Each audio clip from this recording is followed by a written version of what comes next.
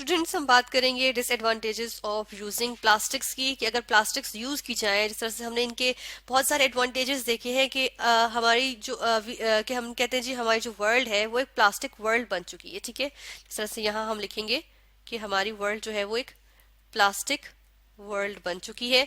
लेकिन हम ये देखते हैं कि जी हमारे इर्द गिर्द सारी की सारी जो है वो क्या है, प्लास्टिक की बहुत सी चीजें हमें मिलती हैं। ठीक है ना, इधर हमारे पास उनमें प्लास्टिक की पूरी पूरी चीजें बनी हुई होती हैं, या फिर हम देखते हैं कि जी उनमें जो है वो बहुत ज्यादा प्लास्टिक के इंग्रेडिएंट्स मौजूद हैं। ठीक है ना, तो यहाँ पर भी हम देखते हैं कि जी प्लास्टिक वर्ल्ड, यानी कि हमने कहा कि जी प्लास्टिक प्रोडक्ट्स हमारे पास होती हैं। ठीक है, तो ये हम यहाँ पर लिखेंगे प्लास्टिक प्रोडक्ट्स आ जाती हैं। ठीक है, यानी कि बहुत सारी प्लास्टिक प्रोडक्ट्स आ गई हैं। हम देखते हैं जी बिल्डिंग मटेरियल से लेके टॉयज तक हमारे पास जो है वो किस चीज के आ गए, प्लास्टिक के आ गए। ठीक है, तो साथ साथ हर चीज का डिसएडवांटेजेस भी होते हैं, बहुत ज्यादा डिसएडवांटेजेस भी हमें देखते हैं कि जो है वो प्लास्टिक यूज करने के हमारे पास काफी डिसएडवांटेजेस भी आ जाते हैं। इसकी क्रिएशन से लेके हम कहते हैं जी प्लास्टिक बनाने की क्रिएशन से लेके रिसाइकलिंग तक हमें बहुत से इसमें जो है वो हैजर्डस किस्म के जो है वो केमिकल्स जो है वो फेस करने पड़ते हैं। ठीक है, यानी केमिकल्स जो है वो उनकी प्रोडक्शन होती है। ठीक है, हमें लगता है जी कि हार्मफुल, या चले हम यहाँ पे हार्मफुल लिख देते हैं। ठीक है, केमिकल्स जो है वो क्या होते हैं जी, वो रिलीज होते हैं, हार्मफुल केमिकल्स रिलीज होते हैं जो कि बहुत ज्यादा नुकसानदेह होते हैं। ठीक है, फिर इसके अलावा हम देखें तो ये जो हमारे पास प्लास्टिक्स होती हैं ये इटसेल्फ क्या होती हैं, क्योंकि ये कार्बन कंपाउंड्स हैं। ठीक है, ये कार्बन के पॉलीमर्स होते हैं, यानी कि लॉन्ग चेन मॉलिक्यूल्स होते हैं। ठीक है, तो प्लास्टिक्स को हम देखते हैं कि जी ये नॉन बायोडिग्रेडेबल होते हैं। ठीक है, नॉन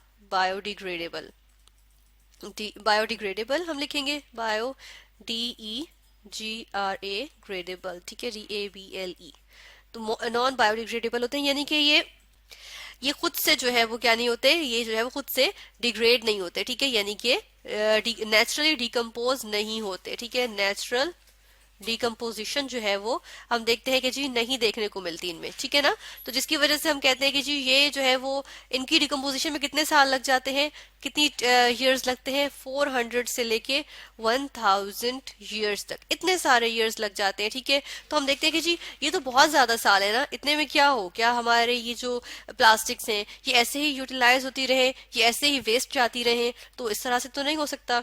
और जब तक ये 400-2000 ईयर्स से लेगा नेचुरल डिकम्पोजिशन में, तो उसमें हम क्या देखते हैं कि जी उस दौरान तो ये क्या करेंगे, रिवर्स को क्लॉग कर देते हैं। ठीक है, रिवर्स, या हमारे पास जो वाटर बॉडीज होती हैं, ठीक है, वाटर वेज हम लिख सकते हैं, यहाँ पे हम लिखेंगे जी वाटर वेज, वाटर वेज। ठीक है, वाटर वेज को क्या कर देते हैं, ये क्लॉग कर देते हैं, यानी कि उनको बंद कर देते हैं, उनके पोर्स, उनके जो है वो ओपनिंग्स बंद कर देते हैं। जिस तरह यहाँ पर हम देख रहे हैं कि जी अब ये डिग्रेडेबल नहीं था ना, नॉन बायोडिग्रेडेबल था, तो हम देख रहे हैं कि जी क्या हो गया, ये देखें सारा कुछ यहाँ पर जमा हो गया। ठीक है, अभी पानी के किनारे होगा तो उससे जो है ये पोल्यूशन कॉज होगी। ठीक है ना, और ये क्या हो गई, यहाँ पे हम देखते हैं कि जी इसके रिजल्ट में क्या होता है, लैंड पोल्यूशन होती है। ठीक है, लैंड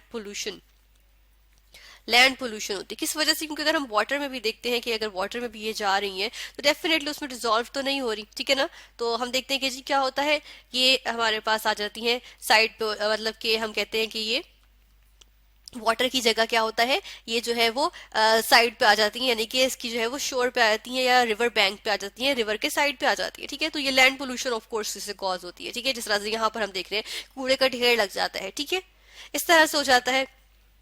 फिर हम देखते हैं कि जी जो टॉयज बने हुए होते हैं, ठीक है, टॉयज भी किस चीज के बने हुए होते हैं, टॉयज भी हम कहते हैं कि जी टॉयज जो आ जाते हैं वो भी किस चीज के होते हैं, वो प्लास्टिक के होते हैं। ठीक है, प्लास्टिक के बहुत से टॉयज आते हैं। अभी जो प्लास्टिक के टॉयज हैं इनसे हम देख सकते हैं कि जी क्या होता है कि जिस तरह से उनके ऊपर इस तरह से लिखा हुआ होता है। ठीक है, क्या लिखा होता है, वार्निंग दी होती है, चोकिंग हैजर्ड। ठीक है ना, कि चोकिंग हो सकती है, छोटे छोटे पार्ट्स होते हैं ना, इस तरह होता है कि इन पार्ट्स को अगर हम उनको स्वेलो कर लें, उनको बच्चा कोई निगल ले, ठीक है ना, छोटे बच्चे अगर निगल लें तो क्या होता है, उससे हम देखते हैं कि जी वो जो है वो चोकिंग हो सकती है। ठीक है, ये जो टॉयज है इनसे क्या हो सकती है, चोकिंग हैजर्ड होता है। ठीक है, यानी कि एक खदशा होता है कि अगर ये फंस गए गले में तो ये जो है वो चोकिंग हो सकती है, इसको आप जो है वो च्यू नहीं कर सकते ना, ये तो बहुत हार्ड सी चीज होती है। ठीक है, प्लास्टिक्स जो है वो उनसे चोकिंग कॉज हो सकती है, तो ये इस तरह से भी डेंजरस होते हैं। ठीक है, फिर ये क्या होते हैं, हम देखते हैं कि जी इजीली ये जो है वो बर्न कैच फायर इजीली। ठीक है, ये होता है कि जी कैच फायर इजीली। ये मैन मेड हमारे पास जो है वो फाइबर्स होते हैं, ठीक है ना, जो जिस तरह हमने बात की, हम किसकी बात कर रहे हैं जी, मैन मेड फाइबर्स, हम यहाँ पे ये लिखेंगे, या हम कहते हैं जी सिंथेटिक फाइबर्स, ठीक है, सिंथेटिक या मैन मेड फाइबर्स जो हम खुद बनाते हैं, ठीक है। अब वो क्या होते हैं, वो जो है वो फौरन से आग पकड़ लेते हैं, जिस तरह हम कहते हैं नायलॉन है, ठीक है, जिस तरह से इसकी एग्जाम्पल कौन सी आ गई, नायलॉन आ गई। तो नायलॉन के बारे में जिस तरह हमने देखा था कि ये एक पोलिमर है ये, और ये क्या natural fibres, sorry synthetic fibres हैं।